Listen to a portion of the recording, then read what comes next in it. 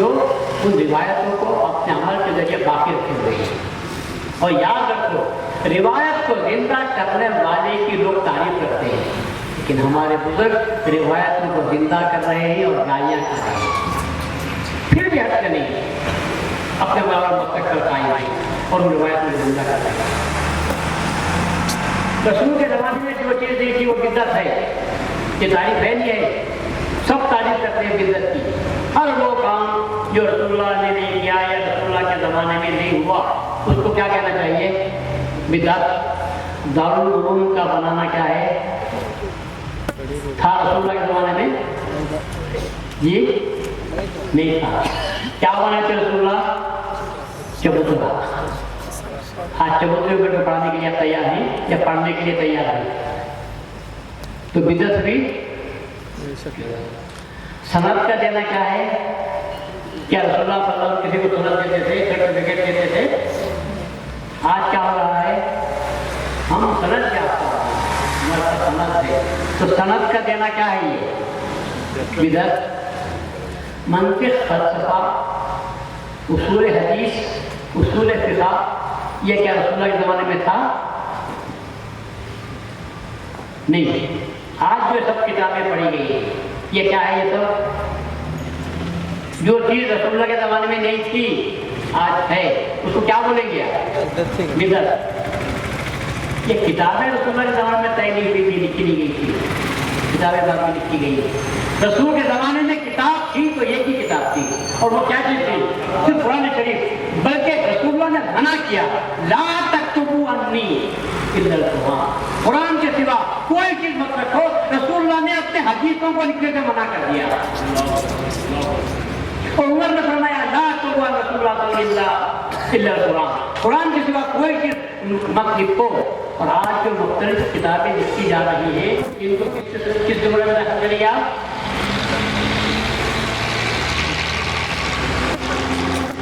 कहाँ तक गिनाऊं? सबसे मामूल तक की जिंदगी किसमें गुजर रही है? बिदअत में।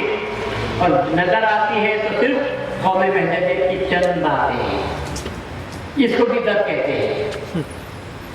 कुरान का लिखना बिदअत, छापे में, इसलिए कि रसूल के ज़माने में छापा था, कहाँ लिखते थे? आज भी अगर लिखना है तो लिखो, बैल के चमड़े पर लिखो, छालों पर लिखो, हड्डियों पर लिखो, वो सुन्नत है। आज क्या होना चाहिए? आला किस्म की प्रिंटिंग होना चाहिए। ये बिदअत नहीं है। तो लोगों को अपना काम बिदअत नजर नहीं आता और महजबियत में बिदअत नजर आती है। तो उससे मुश्किल ये है कि महजबियों को बिदअत नजर आती है उस मनसब पर होने के बावजूद। तो हम ये कहते हैं कि सबसे बड़ा बिदअत तू, क्या बोलूँगा मैं, क्या बोलूँगा? सबसे बड़ा बिदअत तू। क्यों? तू रसूल के ज़माने में पैदा हुआ था? वाह। नहीं, तो जो रसूल के ज़माने में नहीं था बिदअत है, वो बिदअत है। बेशक ये तारीफ ही गलत है। हाँ, तारीफ अब मुझसे सुनो, बिदअत की सही तारीफ मुझसे सुनो। बिदअत वो काम है कि जो रसूल के ज़माने में नहीं था या रसूल के ज़माने में जिसकी ज़रूरत महसूस नहीं की गई, ज़रूरत महसूस की गई थी लेकिन हालात ऐसे थे कि वो काम बेहतर तौर पर अंजाम नहीं पा सकता था। तालीम देना सुन्नत, चबूतरे पर बिठाना सुन्नत, इसलिए कि मस्जिद बनाने के लिए पैसा नहीं था तो दारुल उलूम कहाँ से बना सकते थे? तो रसूलुल्लाह ने चबूतरे पर बिठा दिया। तो मालूम ही हुआ हालात के तहत चबूतरे पर बिठाए। आज हमको अल्लाह ने नवाजा है तो हम किसमें बिठा रहे हैं? दारुल उलूम में बिठा रहे हैं। तो दारुल उलूम सुन्नत भी बिदअत भी सुन्नत। इसलिए कि रसूल ने जिस ज़रूरत को महसूस किया आज हम उस ज़रूरत को महसूस कर रहे हैं। उस ज़माने में किताबें नहीं थी, कलम नहीं था, ज़बानी पढ़ाते थे। आज उनको कलम भी नसीब है, किताबें भी, ये भी सुन्नत। उस ज़माने में सर्टिफिकेट देने के लिए कोई बात नहीं थी, पर सबसे बड़ा सर्टिफिकेट लोगों के पास था। सहाबी रसूल बोल देते तो ये सबसे बड़ा सर्टिफिकेट था, ऐसा सर्टिफिकेट कि सारी सर्टिफिकेटें उस पर कबूल हो जाती थी, इसलिए कि सोहबत थी। वहाँ भी क्या किताब की सोहबत नहीं थी, वो किताब की सनद नहीं थी। किसकी सनद थी वो? सहाबी के माने क्या है? क्या किताब पढ़ा ये माने हैं? नहीं। सहाबी के माने क्या है? वो शख्स जिसने अपनी उम्र रसूलुल्लाह सल्लल्लाहु अलैहि वसल्लम की सोहबत में, तो असल सर्टिफिकेट क्या है? सहाबी का सर्टिफिकेट। और सहाबी कहते हैं सोहबत की वजह से, तो हम भी कहते हैं कि खास वक्त किताब पढ़ने से सनद नहीं, सोहबत की सर्टिफिकेट पेश करो तो उसको हम मानने के लिए तैयार हैं। और जो सोहबत जिसके पास नहीं है उससे बड़ा गुमराह कुछ नहीं हो सकता। क्योंकि मैं आलिम हूँ, मुझे मालूम है इल्म आता है तो क्या आता है, इल्म आता है उसके साथ क्या आता है मुझे मालूम है। इल्म आता है साथ में गुरूर आता है। जिस आदमी को अल्लाह इल्म देता है तो इल्म के साथ क्या चीज आती है? तो गुरूर आता है। और सोहबत उस गुरूर को नाबूद कर देती है।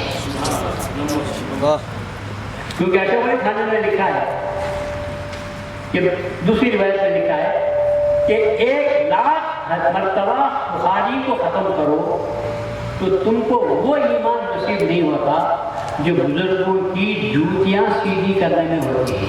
क्या अल्फाज रहे? बुजुर्गों की जूतियाँ सीधी करने। तो खुद चलो इमाम अबू हनीफा के पास, क्या चीज़ थी जिससे हज़रत नोमान को अबू हनीफा बनाया?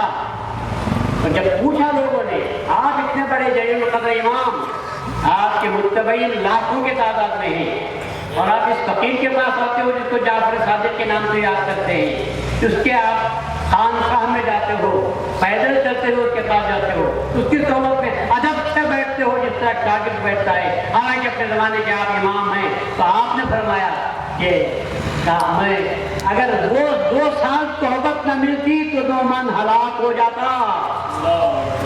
दौलत सनतान लहलकन नोमान, अगर 2 साल मुझे इमाम जाफर की सोहबत में बैठने का मौका न मिलता तो नोमान हलाक हो जाता। हलाकत से किसने बचाया? इल्म दिया अबू हनीफा को अल्लाह ताला ने, सोहबत से बचाया, शैतान की सोहबत से बचा ली, शैतान के मार को। जो मैं कहता हूँ कि इल्म आता है तो साथ में गुरूर आता है, और मुर्शिद की सोहबत में रहता है तो गुरूर काफूर हो जाता है। आप देखते रहिए जो उलमा हैं और जिनको मुर्शिदों की सोहबत नसीब नहीं होती है, उनका इल्म आज क्या काम कर रहा है? शैतान के भाई हर रहा है तबीयत में, नाज है, हम आलिम हैं, इल्म अच्छा नहीं है, इल्म अच्छा नहीं है, क्योंकि जब दूर आता है। और सबसे बड़ी चीज क्या है? तकब्बुर अज़ाज़ील का खास कर बदिंदा नजानत गिरफ्तार जानता था वो, चूंकि जानता था इसलिए देख लिया कि आदम को अल्लाह पैदा कर रहा है तो मिट्टी से पैदा कर रहा है, तो उसके जहन में क़यास किया कि आग ऊपर जाती है और मिट्टी नीचे जाती है, ऊपर वाला नीचे वाले को कैसे सजदे कर सकता है? ये इल्म के तकाज़े। क़यास किया और क़यास करने की वजह से हुक्म को टाला और अल्लाह ने कहा कि नहीं, तूने गलत काम किया, इल्म पर तूने नाश किया, इल्म के तकाज़े पर तूने अमल किया, लेकिन अम्र खुदाबंदी को तू भूल गया। तो तुझसे जुड़ा था खुदा था, खुदा ने जब हुक्म दिया इसे सजदा कर, तो तेरा काम क्या करना था? तुझे सजदा कर लेना चाहिए था, पर तूने सजदा नहीं किया। सोबत में अनानियत काफूर होती है। सोबत में गुरूर इंसान का पानी हो जाता है, इसीलिए सोबत का इख्तियार किया गया है। मेरे मौत के सहाबा के हम क्या तारीफ कर सकते हैं?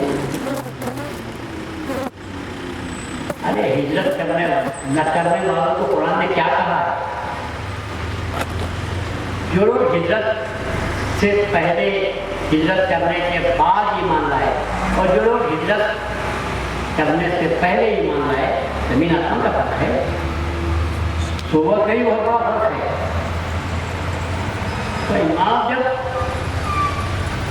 انسان میں جب علم آتا ہے تو غرور پیدا کرتا ہے، اور غرور سے آدمی تباہ و تباہ کرتا ہے۔ اشرف علی نے جو لکھا کہ فرض عین ہے، یہ میڈیا بہت ہم کو سکتا ہے، ہمارے پاس کہتے ہیں صحبت کے صادقین فرض عین ہے۔ لوگ اعتراض کرتے ہیں، کیوں اعتراض کرتے ہیں؟ اس لیے کہ یاد رکھو علم کا پڑھنا آسان ہے اور صحبت کرنا مشکل ہے۔ 10 سال آدمی کتابیں پڑھ سکتا ہے، لیکن 2 گھنٹے مرشد کی صحبت میں رہ کر خدمت انجام نہیں دے سکتا، اس لیے کہ وہاں انانیت پیدا ہوتی ہے اور یہاں انانیت کو دور کرنا پڑتا ہے۔ یہ بہت بڑی بات ہے۔ اسماعیل علیہ السلام کو کس نے سکھایا تھا کہ باپ جب تجھے رسی باندھ کر قربانی کے لیے لے کر جائیں اور زمین پر جائیں اور چھری چلائیں تو احتجاج نہیں کرنا چاہیے؟ یہ بکرے کو باندھ کر لاتے ہیں تو سانپ آتا ہے، لٹاتے ہیں تو ہاتھ پاؤں مارتا ہے، گلے پہ چھری پھیرتے ہیں تو منڈی ہلاتا رہتا ہے اور بازو اٹھ کر بھاگنے لگتا ہے۔ اسماعیل جیسا بچہ جب اس سے پکڑا گیا، باندھا گیا، لٹایا گیا، چھری چلائی جا رہی ہے تو اس میں احتجاج کی بات پیدا نہیں ہوتی۔ کون سے مکتب سے پڑھ کر آئے تھے اسماعیل علیہ السلام؟ کون سے مقصد سے پڑھے تھے؟ کچھ بھی نہیں۔ تو کیا تھا؟ کہاں سے یہ بات آئی؟ سر تسلیم خم کرنے کے بعد آئی تو کہاں سے آئی؟ صرف ابراہیم علیہ السلام کی نظر میں کام کیا تھا، صحبت میں باپ کی کام کیا تھا تو بات سامنے آئی۔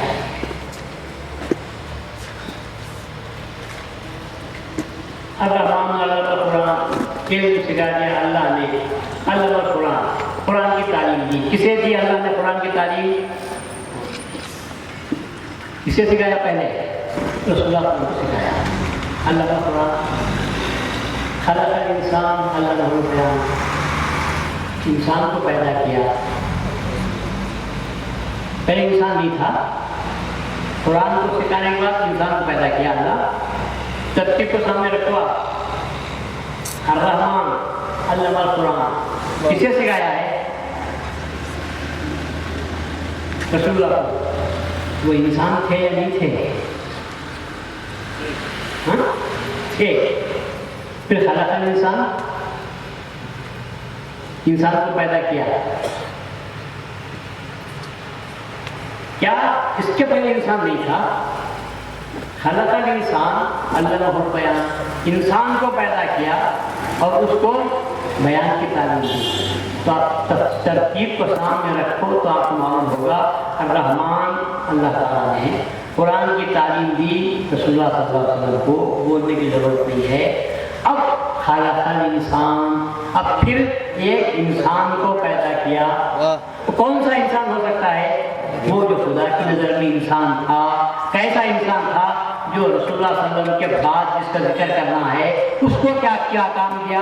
علمہ البیان، اس کو بیان سکھایا۔ آپ خود اندازہ لگاؤ اس ترتیب سے کس کی طرف اشارہ ہے؟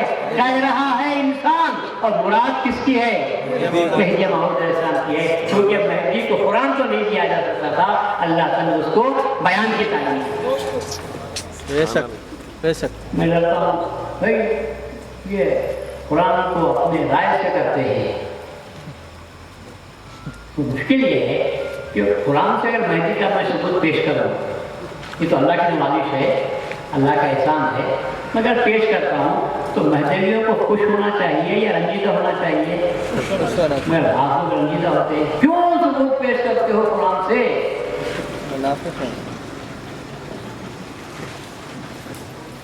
وہ خیر لوگ برہمن کیوں تو نہ مانے، ابھی بھی جو کہا نا زلزلے آتے ہیں تو گھر بنانا چھوڑ دیں گے، چلاتے ہیں تو چلایا کرے، ہم کو سے کیا ہونے کا ہے؟ ہمارا کام ہم کرتے رہیں گے۔